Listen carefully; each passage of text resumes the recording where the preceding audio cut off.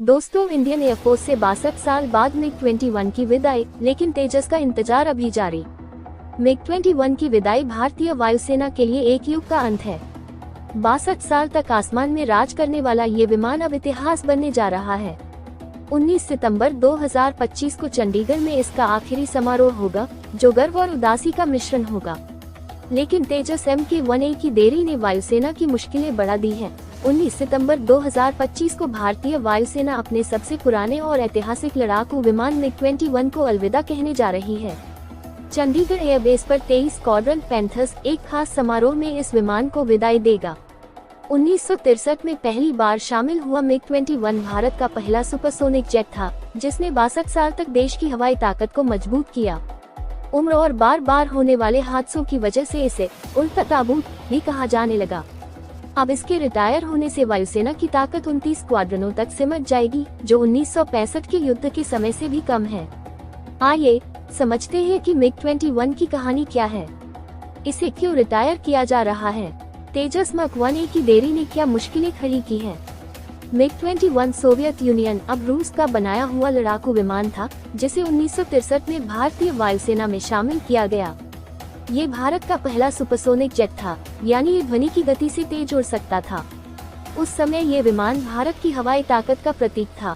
874 मिग-21 विमानों को वायुसेना में शामिल किया गया, जिनमें से करीब 600 भारत में ही बनाए गए। हिंदुस्तान एरोनॉटिक्स लिमिटेड HAL ने इनका लाइसेंस्ड प्रोडक्शन किया। 1965 का भारत पाकिस्तान युद्ध, मिग-21 ने पहली बार जंग में हिस्सा लिया, पाकिस्तानी विमानों को टक्कर दी।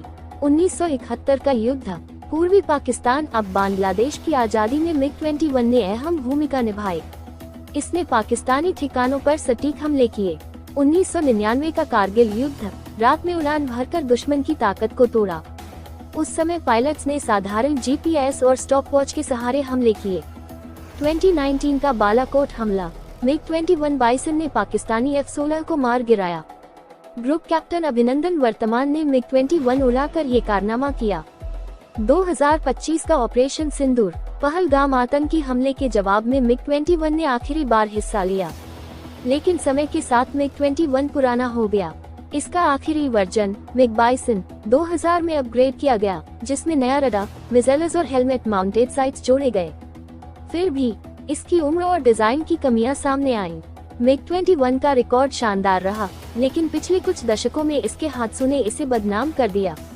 पिछले 60 सालों में 400 से ज्यादा मिग-21 क्रैश हुए, जिनमें 200 से ज्यादा पायलट्स की जान गई। 2010 के बाद भी 20 से ज्यादा विमान क्रैश हुए। इन हादसों की वजहें थीं: पुराना डिजाइन, मिग-21 1950-60 के दशक का विमान है, जो आज की तकनीक के सामने पुराना पड़ गया। रखरखाव की दिक्कत, पुराने पुर्जों और तकनीक की वजह से मेंटेनेंस मुश्किल था। पायलट की गलती, कुछ हादसे पायलट्स की गलतियों या ट्रेनिंग की कमी से हुए। बर्ड स्ट्राइक, पक्षियों से टकराने की घटनाएं भी हुई। इन हादसों की वजह से मिग-21 को फ्लाइंग कॉफिन या उड़ता ताबूत कहा गया। हालांकि कुछ विशेषज्ञों का कहना है कि मिग-21 की संख्या ज्यादा थी, 874 विमान, इसलिए हादसों की संख्या भी ज्यादा लगती है। इसके पुराने होने और सुरक्षा चिंताओं ने इसे रिटायर करने का फैसला जरूरी कर दिया।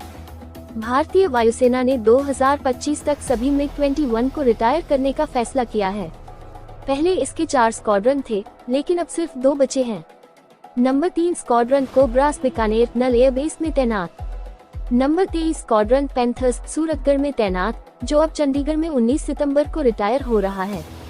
पहले नंबर 4 स्क्वाड्रन उरियल्स और नंबर 51 स्क्वाड्रन स्वॉर्ड आर्म्स 2022-23 में रिटायर हो चुके हैं। अब बचे हुए 26-31 मिग-21 बाइसन 2025 के अंत तक रिटायर हो जाएंगे। चंडीगढ़ में 23 स्क्वाड्रन का समारोह मिग-21 की आखिरी उड़ान का प्रतीक होगा। मिग-21 को LCA तेजस MK-1A से रिप्लेस करने की योजना थी।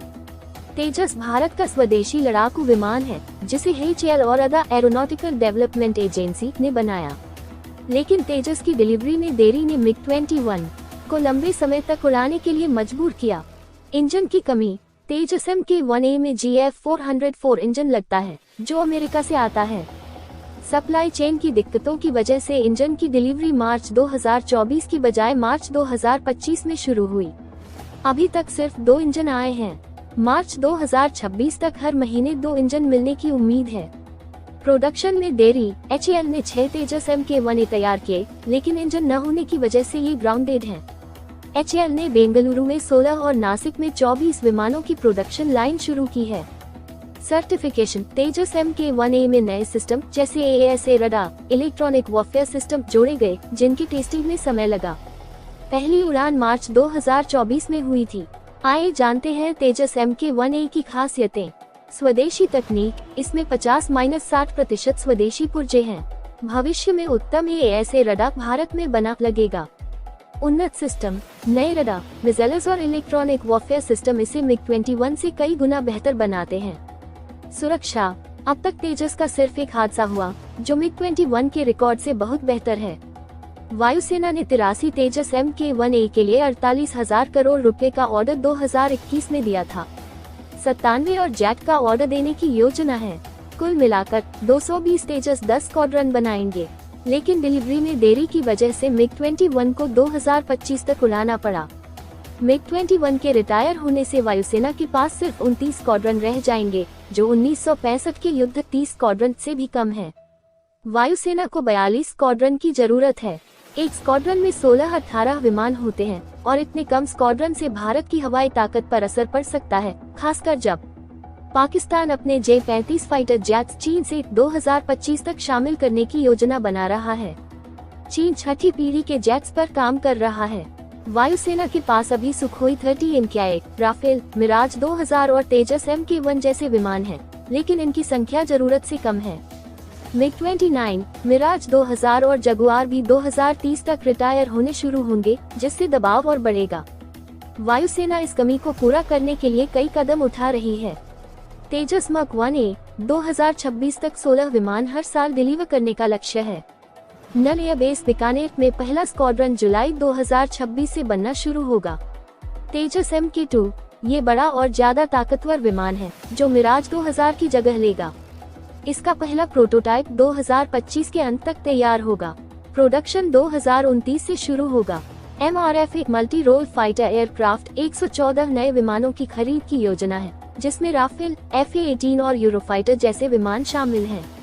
AMCA advanced medium combat aircraft 5वीं पीढ़ी का स्वदेशी स्टेल्थ जेट, जो 2035 तक तैयार होगा। ड्रोन और सैटेलाइट्स। वायुसेना 30-50 ड्रोन और पिक्सल जैसे स्टार्टअप से सैटेलाइट्स ले रही है। MiG-21 ने भारत को कई ऐतिहासिक जीत दिलाई। इसने 6 भारतीय वायुसेना प्रमुख, 4 भारत, 2 पाकिस्तान और महिला पायलट्स को शामिल करने वाला पहला स्क्वाड्रन भी यही था। इसने इराक जैसे देशों को पायलट ट्रेनिंग भी दी, लेकिन इसके हादसों और पुराने डिजाइन ने इसे रिटायर करना जरूरी कर दिया।